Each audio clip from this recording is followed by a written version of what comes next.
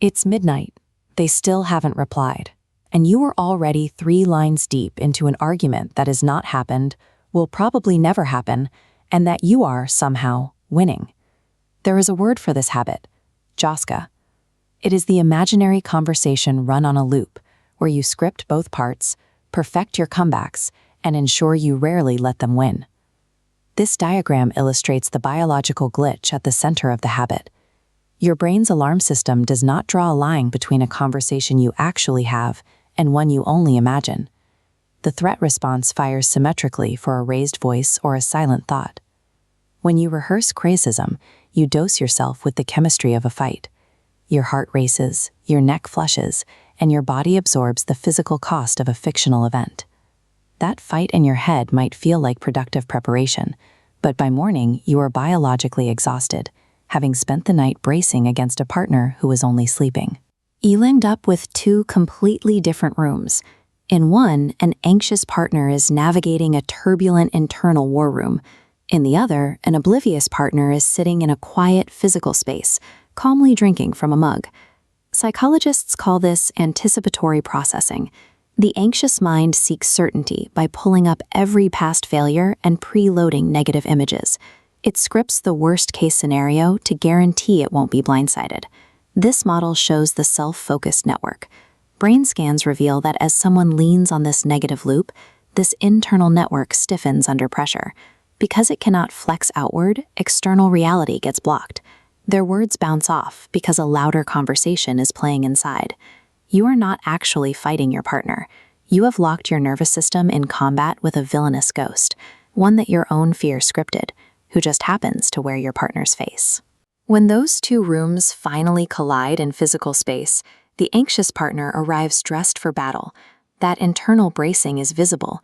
It shows up as a clipped tone, a guarded face, and a delay before answering.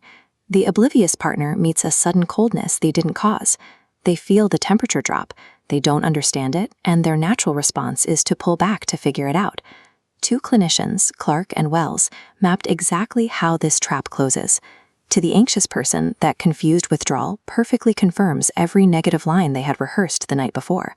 The rehearsal did not predict the partner's behavior, it actively engineered it. A safe person was punished for a script they never read in a fight they didn't know they were having. Reading a room before anyone speaks and preparing a defense is not madness. It is a highly tuned survival skill, built in environments where closeness came with unpredictability. When love arrives one day, warm the next, a young mind learns to draft the ending early.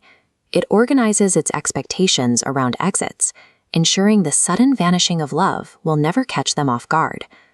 Pioneering researchers like Mary Ainsworth studied these early environments and identified the anxious attachment pattern, a nervous system wired to constantly forecast abandonment. You are allowed to be furious at the habit destroying your evenings, while remaining deeply tender toward the frightened inner child who originally built it to survive.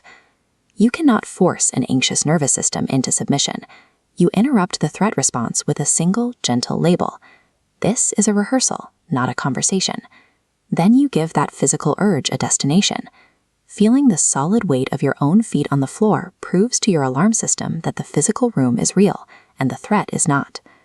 Underneath almost every imagined fight is a small need that never got said out loud. It is the need to matter, the fear of being left, the fear of the quiet. Speaking that small, true sentence early, simply saying, "I get scared when it goes quiet," bypasses the ghost entirely. It lets the actual person answer, dissolving the need for a monologue. The guard in your mind is tired. The war is over. You can set the script down and finally step back into the same room as the breathing person who is right there, fond of you and safe.